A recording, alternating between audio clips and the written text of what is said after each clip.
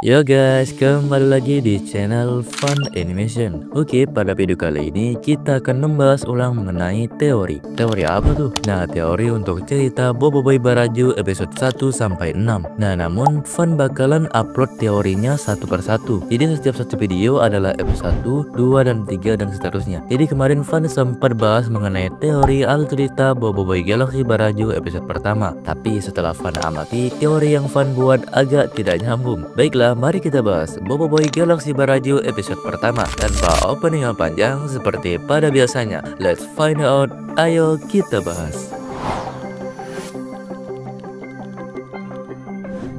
Di awal cerita, kita diperlihatkan sedikit screen time Adudu dan Prop yang pergi meninggalkan planet Machina. Setelah selesainya misi mereka untuk menyelamatkan robot-robot, Adudu yang sudah nampak menjadi baik setelah melakukan kerjasama dan membagikan kembali tim Bubadi Baku bersama Boboiboy berniat kembali atau pulang ke planet asal, yaitu planet Atata 3. Kemudian scene berikutnya, Boboiboy, Ochobot, Gopal, dan Kuali yang sudah berhasil mendapatkan kode bot dan menyelamatkannya dari virus, membawanya pulang ke bumi menggunakan kuasa teleportasi Ochobot. Sesampainya di tapus bumi, mereka meletakkan kode bot dan Ochobot ke ruang perbaikan. Beradanya Boboiboy tak berlangsung lama. Mereka mendapatkan isyarat kecemasan dari Papa Zola dan meminta bantuan kepada Boboiboy dan yang lainnya. Boboiboy dengan kepekaannya langsung tanpa pikir panjang untuk bertolak langsung di koordinat yang mungkin Papa Zola berikan di planet Baraju. Ochobot yang sudah sedikit pulih namun sanggup membuka pintu teleportasi tanpa pikir panjang. Boboiboy, Gopal, Kuali, dan Ochobot teleportasi menggunakan kuasa Ochobot menuju planet Baraju. Sesampainya di sana, mereka langsung bertemu dengan rekan-rekan dan mereka yang sudah tahu bahwa ada serangan dari dua arah. Boboiboy dan yang lainnya langsung gercep menghindari, sehingga membuat Boboiboy harus berpecah menjadi dua dari kuasa Ice dan Blaze.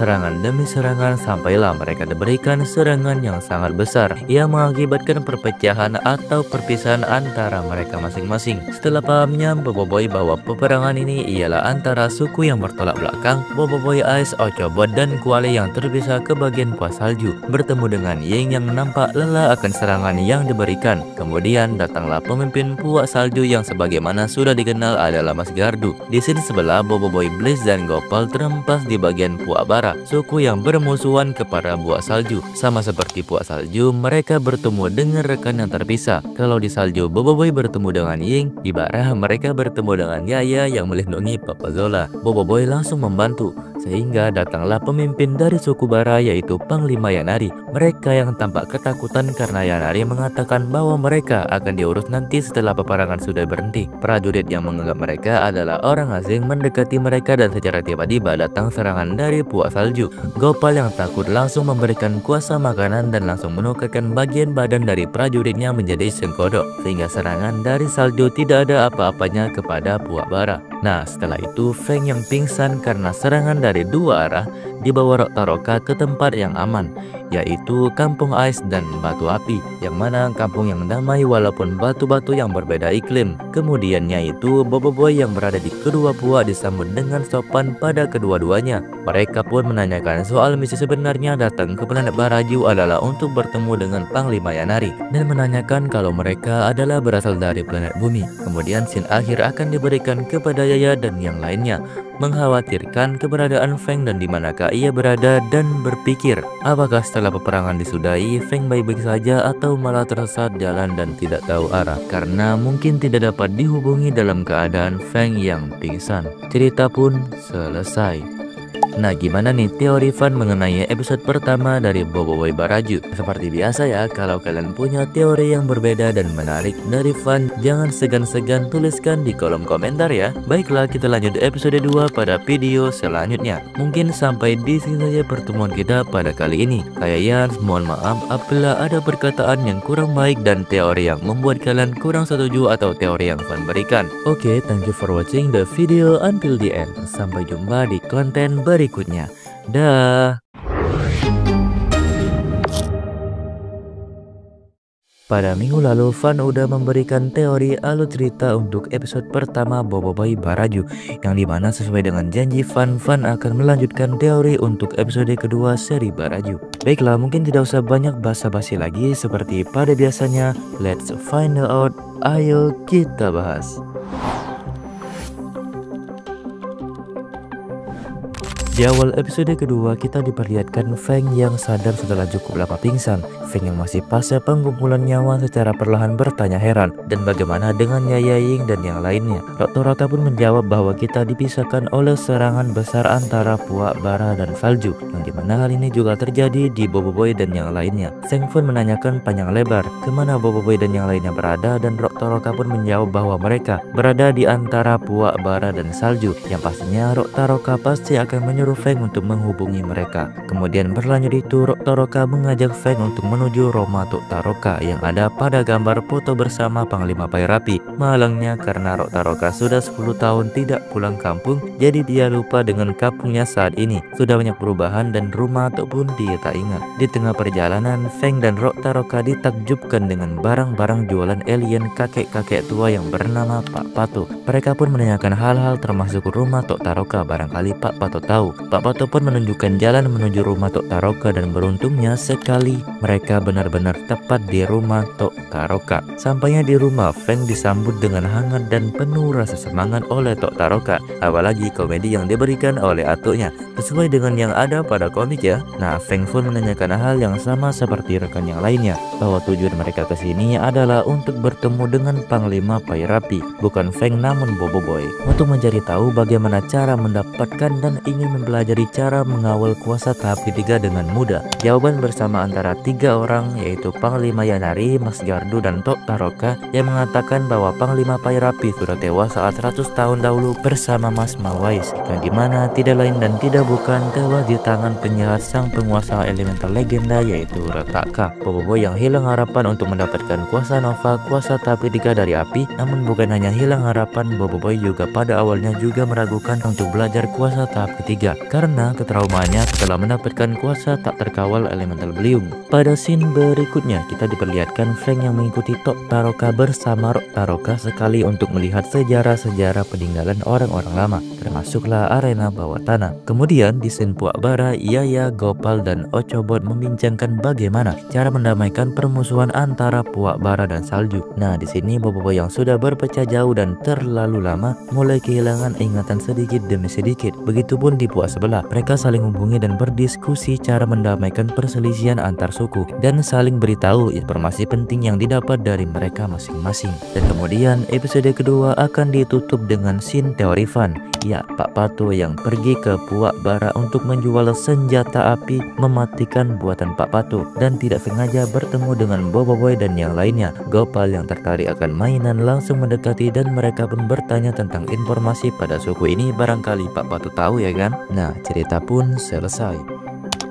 Gimana nih teori fun mengenai episode kedua Boboiboy Baraju? Seperti biasa ya, kalau kalian punya teori yang berbeda dan menarik dari fun, jangan-jangan segan-segan tuliskan di kolom komentar ya. Baiklah, kita lanjut ke episode ketiga pada video selanjutnya. Mungkin sampai di sini saja pertemuan kita pada kali ini. Saya Yans, minta maaf apabila ada perkataan yang kurang baik dan teori yang membuat kalian kurang setuju atas teori yang fun berikan. Oke, thank you for watching the video until the end. Sampai jumpa di konten berikutnya.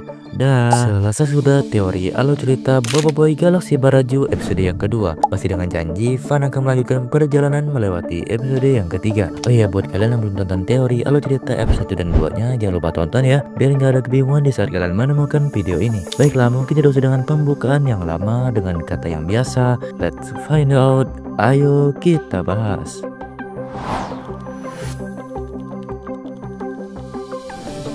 Setelah Pak Pato menjual senjata mematikan yang bersuhu api sesuai dengan pembeli, yaitu Panglima Yanari, kini Pak Pato berniat menjual barang tiruan sama seperti benda pertama yang berkekuatan ais. Dan tujuannya kemana lagi kalau bukan ke puak salju? Sudahnya kawan-kawan Boboiboy bertanya, Pak Pato pergi meninggalkan suku Bara dan fokus ke tujuannya yang kedua. Boboiboy dan yang lainnya lain untuk berdiskusi lebih matang dan mengatakan bahwa mereka tidak boleh berlama-lama lagi. Mereka harus cepat mungkin menghentikan dan mendamaikan perselisihan antara suku Bara dan salju. Yaya yang tampak khawatir dengan Bobo Boy karena sedikit demi sedikit telah hilang ingatan. Entah apa yang ia khawatirkan. Scene dipindahkan ke Pulau Salju yang dimana para askar selalu siap untuk berperang. Begitupun sebaliknya, mereka terus berdiskusi dan sampailah Gopal memilih Privacy ID bersama Kuali. Di kemah utama Pulau Salju, Mas Gardu memanggil Ying dan yang lainnya ada percakapan yang harus dikatakan olehnya. Mas Gardu memperlihatkan senjata terbaru yang ia miliki, yang dimana seperti yang kita tahu senjata tersebut sama halnya dengan milik Puak Bara, hanya saja berbeda kuasa. Scene berikutnya kita dilihatkan Yanari yang tes power dari senjata baru yang ia beli di Papato, senjata yang serupa dengan senjata Puak Salju. Mereka yang tahu bahwa senjata tersebut digunakan untuk peperangan next kepada kaum dingin. Bobo Boy yang tidak setuju akan ide Panglima menghentikan aksi Yanari dan mengatakan bahwa Bobo Boy Blaze sendiri yang bisa mengalahkan semua suku salju. Gopal, Yaya dan Papatola syok atas pernyataan tersebut. Mereka lupa bahwa Bobo Boy telah hilang ingatan 90% yang dimana angka tersebut ialah kegilaan Bobo Boy. Begitupun di suku dingin, Bobo Boy melakukan hal yang sama dengan dirinya yang ada di suku barat. Mas Gardu dan Yanari senang akan ucapan yang Bobo Boy tuturkan. Scene diberikan lagi kepada Feng yang berada di area bawah tanah. Feng yang bingung bertanya apa nama tempat ini. Tok Taroka pun menjawab dan berkira kalau sebenarnya arena bawah tanah ini berlokasi di tepi bawah gunung bakar beku. Feng yang bombastik karena jawaban Tok Taroka, kini mereka ingin menyampaikan informasi kepada rekan-rekan lainnya. Layar berganti ke Puak Bara yang dimana Gopal mengatakan bahwa salju memiliki senjata rahasia yang Gopal katakan berada di puncak bakar beku. Begitupun di suku salju, bedanya yang mengatakan itu ialah Kuali. Nah, ini mungkin merupakan rencana hasil diskusi privasi dari Gopal dan Kuali. Rencana yang hebat ya. Nah, berlanjutnya itu, Feng yang bingung bagaimana cara agar bisa naik di atas tertuju pada sebuah pintu yang tampak aneh. Tok Taroka pun menerangkan bahwa ini merupakan lift. Feng yang terkejut kalau ada teknologi secanggih sekarang di pedalaman tanah. Tok Taroka pun menjelaskan bahwa lift ini masih berfungsi. Ya, walaupun terbuat dari mesin purba, yang terpenting adalah mengasih informasi kepada kawan-kawan Feng atau rekan-rekan tapopsnya. Di Puak Bara, Yanari bersedia dan bersiap untuk menumbangkan gardu dari suku dingin. Yanari yang hendak mengajak para askarnya dihentikan Bobo Boy bahwa tanpa askar mereka bisa menang. Bukan hanya itu, Gopal juga menyuruh Panglima Yanari untuk datang seorang diri. Namun Bobo Boy yang tak mau memiliki rencana yang bisa dibilang masuk akal, Bobo Boy menyuruh Yanari supaya Yaya, Ochobo dan Gopal bersembunyi kala tiba di puncak bakar beku. Dan syukurnya Yaya dan yang lainnya setuju. Tidak lupa juga Yaya memberi kabar kepada kawan-kawan yang berada di camp salju. Ying yang sudah tahu karena Bobo Boy Ice memberi ide yang sama seperti Blaze, yaitu datang bersama Ice saja. Nah, Yaya yang penasaran apa rencana Gopal dan Kuali selanjutnya bertanya. Namun Gopal yang tidak mau menanyakannya karena ide privasi dan Yaya cuma akan melihat hasilnya saja. Papatola yang dari tadi merenung melihat foto anaknya bersama istrinya terlihat sekali pengen pulang karena udah disuruh. Kira-kira rindu atau takut dimarahin lagi nih biar gak tidur di luar.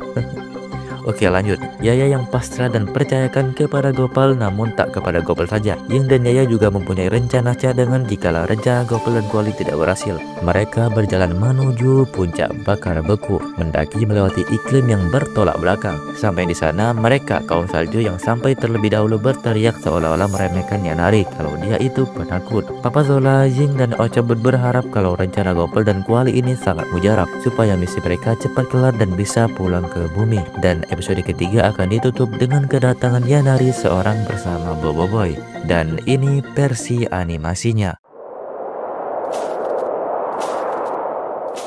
Bagus, si Yanari itu.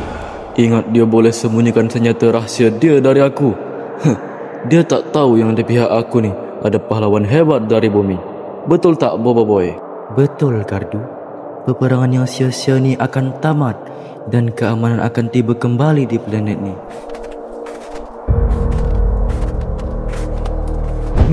Bersedia semua. Aku nampak pergerakan kat hujung sana. Kami Puak Bara.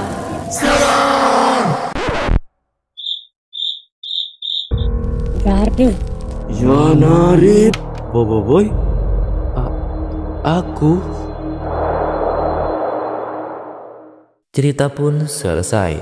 Nah, gimana nih teori Fan mengenai episode 3 Bobo Boy Baraju? Kalau kalian punya teori yang berbeda dan menarik dari Fan, jangan segan-segan tuliskan di kolom komentar ya. Baiklah kita lanjut episode keempat pada video selanjutnya. Mungkin sampai di sini saja pertemuan kita pada kali ini. Saya Yans, minta maaf apabila ada perkataan yang kurang baik dan teori yang membuat kalian kurang setuju atas teori yang Fan berikan. Oke, thank you for watching the video until the end. Sampai jumpa di konten berikutnya. Dah. Setelah kemarin Fan berikan teori alur episode 3 untuk cerita seri Boboiboy Baraju. Teori Fan bahwa episode 4 kali ini tidak banyak dirombak dari komik, hanya beberapa saja saya menyesuaikan. Baiklah, tanpa berlama-lama lagi, ini dia episode 4 Boboiboy Galaksi Baraju Kuasa Tak Terkawal. Let's find out. Ayo kita bahas.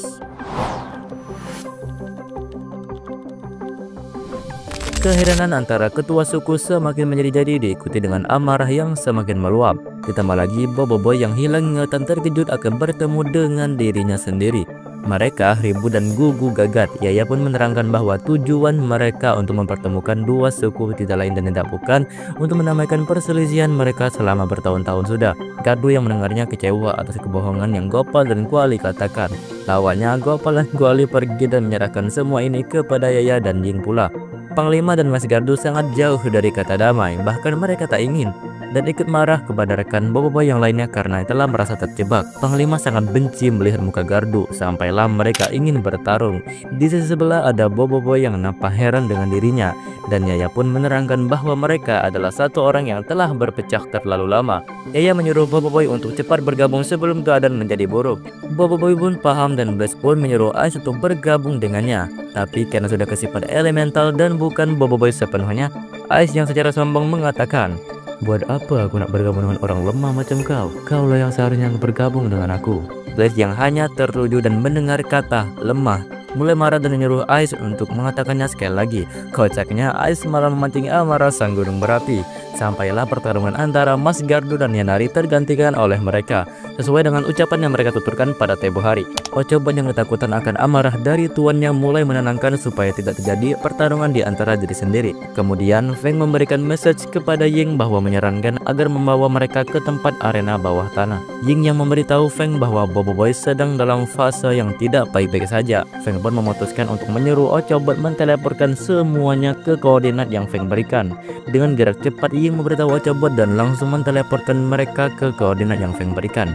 Tibanya di sana tak menghentikan aksi Boboiboy untuk tarung bersama dirinya. Feng yang nampak langsung ingin menghentikan perselisihan Boboiboy. Malangnya serangan semakin kuat, jurus baru telah muncul dari elemen masing-masing. Feng yang tidak bisa langsung mundur akibat terkena serangan kuat dari Boboiboy. Yaya yang khawatir berteriak agar Boboiboy berhenti. Walaupun Yaya ini merupakan seorang perempuan, tapi tak membuat Boboiboy berhenti untuk bertarung. Pertarungan yang sengit membuat Mas Gardu dan Yanari heran dan bertanya-tanya. Kerasnya serangan bertubi-tubi sehingga membuat tempat tersebut bergetar akan dentuman yang dibuat oleh Boboiboy sendiri. Yaya pun melindungi semuanya menggunakan kuasa gravitasinya dan sampailah rambut Boboiboy Blaze berubah menjadi merah. Ying yang terkejut akan peristiwa tersebut berniat menghentikan supaya tidak terjadi kejadian ulang seperti Windara. Malangnya seperti Frank, Ying malah kena getahnya doang. Boboiboy Ice terpental akibat hentakan cakra api yang dihentakkan oleh Blaze sehingga membuat topi dan terungkup berbulu Ice terbuka. Ice membalas serangan Blaze dengan cara menyerang dari bawah menggunakan Ice sehingga membuat mereka berdua keluar dari arena bawah tanah. Kemudian scene akan diakhiri dengan ucapan Ice yang dengan sombong mengatakan, "Aduhai Blaze, takkan aku berangsang sikit kau udah kalah?" Diikuti dengan semuanya yang hanya bisa melihat. Cerita pun selesai. Nah, gimana nih teori Fan mengenai episode 4 Boboiboy Baraju? Seperti biasa, kalau kalian punya teori yang berbeda dan menarik lainnya dari Fan, jangan lupa tuliskan di kolom komentar ya. Baiklah, next ke episode 5 pada video selanjutnya. Mungkin sampai sini saja ya pertemuan kita pada kali ini. Saya Yans, excuse me, I'm leaving. Thank you for watching the video until the end. Sampai jumpa di konten berikutnya. Bye-bye. Telah berlalunya keempat episode teori alur dari Boboiboy Galaksi Baraju. Sesuai dengan janji Fan akan melanjutkan ke next episode final. Nah, pada video ini adalah tempat episode yang kelima. Next final episode yang bertitle Cahaya di Sebalik Awan. Oke, tak usah berlama-lama lagi, ini dia episode 4 Boboiboy Galaksi Baraju. Pergolakan dan sopan santun. Seperti pada biasanya, let's find out. Ayo kita bahas. Pertarungan masih terus berlanjut, semakin brutal dan menggegarkan sebuah planet Baraju. Kedua elemental tersebut tak berhenti kala mereka tak mengeluarkan kuasa sepenuhnya. Kuasa yang kuat karena iklim yang mendukung kuasa mereka. Sebuahnya nampak risau dan masih dengan Panglima Yanari dan Gardu yang heran mengapa Boboiboy menjadi begini. Semua yang melihat ingin mencegah Boboiboy yang bertarung habis-habisan. Feng yang sedikit cedera, namun cedera sedikit gak ngaruh. Malangnya semuanya udah terlambat. Boboiboy sudah sepenuhnya berubah menjadi kuasa tahap ketiga Nova dan Blizzard. Perselisihan semakin membara dan sejuk, apalagi akibat sedotan elemental yang dilakukan Boboiboy pada planet milik elementalnya. Kehancuran semakin banyak dan langit dan gunung mulai aktif. Dentuman suara batu diikuti oleh hujan panas dan es. Gunung yang aktif kemudian meletus akibat getaran yang dilakukan oleh Boboiboy, Nova dan Blizzard. Feng yang tidak bisa langsung nyerah mencoba menghentikan sekali lagi karena berpikir kuasa tahap 2 aja udah brutal, apalagi kuasa tahap ketiga. Feng pun memiliki ide untuk menghentikannya dengan cara mengontrol. Boboiboy pun yang sudah berubah ke level 3 masing-masing ingin bertarung lagi. Namun syukurnya Feng yang sempat menghentikan aksi mereka dengan gurita bayang. Tangan gurita tersebut memegang erat dua Boboiboy yang secara otomatis mereka tak bisa melepaskan diri dari genggaman sotong tersebut. Feng pun menekankan Boboiboy sambil memberi kesadaran bahwa perbuatannya tersebut telah membahayakan persekitaran dan merusak area tersebut. Boboiboy pun sadar akan pernyataan Feng. Perlahan mata putih mereka berubah teduh dan melepaskan kuasa tak terkawal mereka masing-masing. Sadarnya Boboiboy Ice, dia meminta maaf kepada Blaze dan begitu pun sebaliknya. Mereka menyesal apa yang mereka perbuat dan lakukan. Perlahan mereka kembali menjadi Boboiboy seperti biasanya. Boboiboy yang terlihat bersalah sangat menyesal apa yang ia perbuat dan meminta maaf kepada semuanya. Pejabat pun mengatakan bahwa semuanya baik-baik saja dan berharap kejadian seperti ini tidak akan terulang lagi. Gardu dan Yanari yang secara kocak melanjutkan pertarungan mereka yang tertunda, dan Boboiboy pun meyakinkan bahwa dua kuasa elemental bisa bersatu dan menghasilkan kuasa yang hebat. Boboiboy pun berpecah menjadi dua, yaitu Solar dan Taufan. Mereka melakukan Elemental Fusion dan menghasilkan Boboiboy Fusion dengan nama Sopan. Yanari dan Gardu yang mau baku hantam berhasil dicegah oleh ketibaan Boboiboy Sopan di tengah-tengah mereka. Sopan santun yang membawa aura Melayu yang sangat kuat. Boboiboy pun sedikit menceramai dengan sopan santun kepada Yanari dan Gardu. Kawan-kawan Boboiboy yang tercengang karena melihat fusion terbaru Boboiboy yang sangat sopan sekali. Boboiboy pun mengatakan kalau semua ini bisa diatasi dengan berbincang. Namun Gardu dan Yanari tidak setuju, ingin baku hantam lagi dan mengatakan kalau Boboiboy tidak perlu ikut campur dalam urusan mereka di planetnya. Beruntungnya kipas angin Sopan berhasil menenangkan mereka berdua. Mereka pun duduk santai di arena bawah tanah yang menjadi saksi bahwa ini merupakan tempat perdamaian. Boboiboy pun meminta mereka saling memaafkan dan tenang dalam menghadapi segala hal. Yanari yang tidak mau meminta maaf dan mengatakan kalau Puak Salju yang bersalah dan harus meminta maaf duluan. Begitupun sebaliknya, Gardu menyalahkan Yanari dan mereka pun adu keogiaman senjata. Untungnya ada Boboiboy Sopan langsung bisa menenangkan mereka dan duduk kembali. Gopa yang kecewa atas kuasa Boboiboy Sopan hanya itu saja merasa tak best. Yaya yang bicara kalau semua masalah eloklah kalau bawa tenang. Boboiboy yang mengatakan bahwa ada perundingan baru untuk damai dari ketua puak masing-masing. Syukurnya mereka semua setuju akibat angin lembut hangat yang Sopan berikan. Namun tiba-tiba perundingan mereka dihentikan fokus oleh kedatangan askar-askar dari Puak Salju dan Es. Yanari yang belum tahu bahwa ini adalah sebuah robot bertanya apa yang kalian lakukan di sini. Robot itu pun mengarahkan pedang tajam ke depan Yanari yang terkejutnya juga kalau Feng menyatakan bahwa ini adalah sebuah robot bukan askar mereka yang asli. Dan episode 5 akan diakhiri dengan scene terkepungnya mereka oleh robot-robot dari suku Api dan Ice. Cerita pun selesai.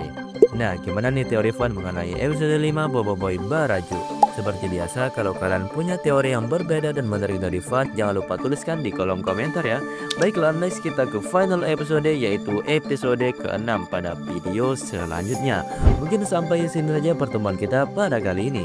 Saya Yans, excuse me, I'm leaving. Thank you for watching the video until the end. Sampai jumpa di konten berikutnya. Dah.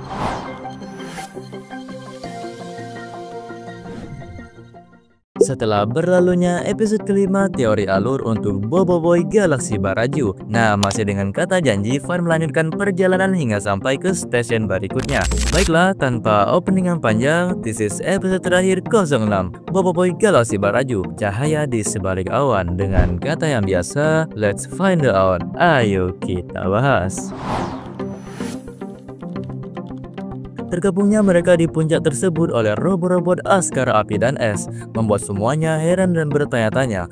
Boboiboy pun yang tidak tahu bahwa ini merupakan sebuah robot secara percaya diri membiaskan kipas angin sopannya ke arah mereka robot-robot. Keheranan pun muncul karena efeknya tidak ngaruh sama sekali pada robot tersebut. Feng pun mengatakan kalau mereka bukan askar sebenarnya, melainkan hanya sebuah robot. Itulah mengapa tidak berkesan ke jiwa mereka. Setelah itu datanglah seorang misterius, ciri-cirinya pendek, berkepala gede, bermata besar dan ketawa jijik. Siapa lagi kalau bukan Pak Pato? Ya mungkin kalian semua sudah tahu ya kan? Pak Pato senang dan ketawa ketiwi karena mereka semua terkepung oleh robot-robot askar miliknya. Yaya dan Gopal pun yang heran dan bertanya kalau sebenarnya Pak Ci ini merupakan kakek-kakek tua yang penjual mainan. Rasain tuh marah kan sebab gak dibeliin mainannya kali ya.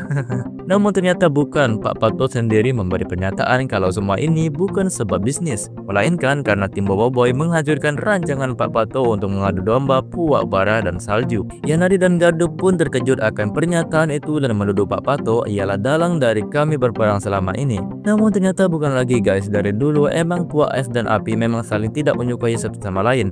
Dan Pak Pato hanya melaga-lagakan mereka supaya tidak adanya perdamaian dan adanya kebencian dari Puak satu sama lain.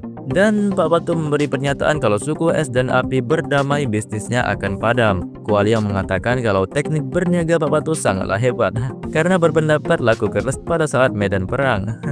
Pak Pato pun melanjutkan serangan dengan memberi perintah serang ke robot-robot askarnya. Semuanya ikut serta dalam bertarung, termasuklah Boboiboy sopan. Boboiboy sopan pun memberi serangan yang sopan namun mematikan dengan jurus gerakan cahaya sopan. Gopal yang terkejut dengan kuasa sebenar sangat terpukau bersama Kuali yang pada awalnya mereka menganggap bahwa kuasa Boboiboy sopan hanya mengepakkan angin sopan saja. Gardu dan Nenari mengeluarkan senjata rahasia mereka secara bersamaan dan ya barang yang sama juga. Secara percaya diri mereka mengarahkan senjata tersebut untuk menyerang robot-robot askar Pak Pato. Namun kejadian yang tidak diinginkan terjadi. Senjata tersebut tidak bisa berfungsi, layaknya tidak ada peluru yang terisi. Namun bukan karena tak berpeluru, melainkan senjata tersebut dikawal menggunakan minda Pak Pato. Karena beberapa hari yang lalu senjata tersebut dibeli darinya. Gardu yang marah berlari ke arah Pak Pato dan secara tiba-tiba datang robot askar ingin menyerang. Untungnya ada Yaya yang secara gerak cepat langsung menggeprekkan robot tersebut layaknya sebuah ayam geprek. Semuanya bersatu dan bekerja sama dalam menghadapi dan menghancurkan robot-robot askar Pak Pato. Sampailah sudah hancur semuanya berkeping-keping. Mereka yang berdiri dengan jiwa kepedean sudah menganggap semua ini terakhir dan Pak Pato sudah tidak ada lagi celah kemenangan. Namun mereka salah. Ya, Pak Pato hanya perlukan minda untuk membagikan dan menyatukan kembali robot-robot yang telah hancur berkeping-keping. Boboiboy sopan pun bertindak seorang dan melancarkan serangan yang cepat dan sekali bilas langsung tepar semua robot-robot tersebut layaknya Mama Lemon. Pak Pato pun melarikan diri karena merasa dirinya akan berakhir di sini. Boboiboy pun mengejarnya dengan bantuan kawan-kawan yang memberi jalan kepada Boboiboy sopan. Setelah itu datanglah Boboiboy di depan Pak Pato. Boboiboy pun melanjutkan serangan kepada Pak Pato yang membuat Pak Pato terjatuh dari motor Vespanya.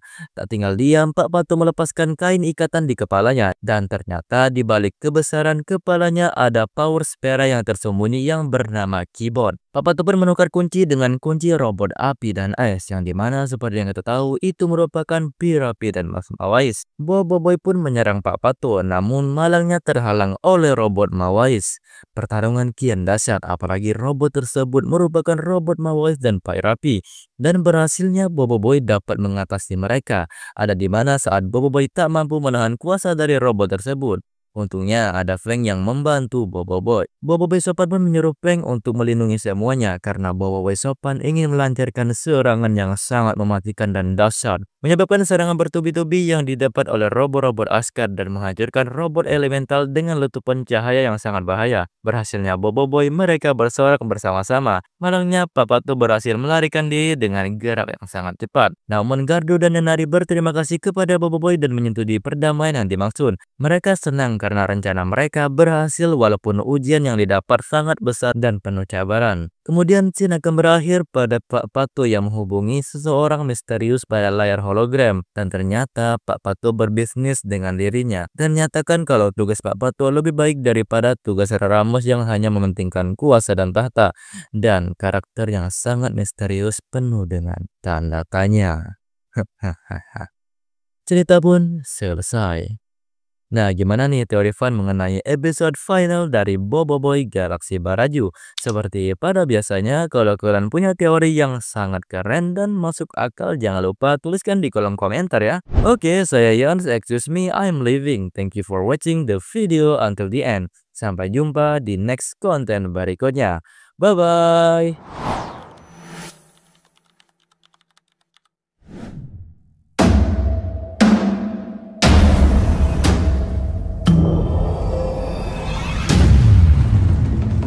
Apa sebenarnya hajat kamu semua kemari? Kami datang ke Baraju disebabkan gambar ni. Gambar ni? Ini...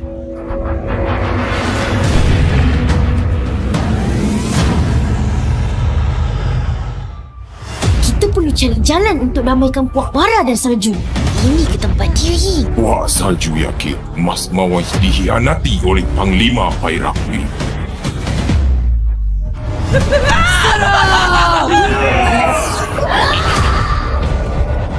Hati-hati, Roka-Roka! Boboiboy, Puak Salju!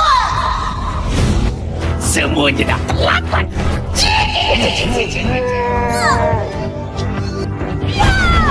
Nampaknya perang ini akan tetap putus. Kuasa elemental! Boboiboy, kuasa dua!